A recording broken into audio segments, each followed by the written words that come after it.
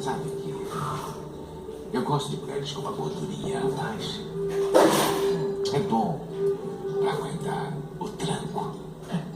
Adoraria que você fosse um dos meus jogos. Não, obrigada. Já vi você jogar.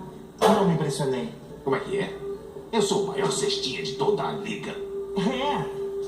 Mas tanto talento fica escondido no meio de muito escândalo e muita preguiça. Fala sério, você não acerta nem 50% dos lances livres. Você perde bola feito um louco. E pra completar, não faz cestas de 3 pontos nem morto. Então, me poupe.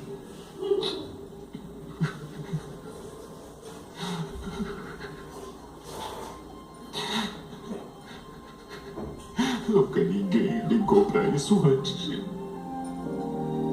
Vem cá, meu amor.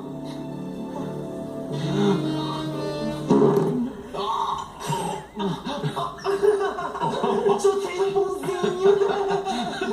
Garota, a gente vai se entender muito bem. Toma de volta, hein? Desfruta da intimidade.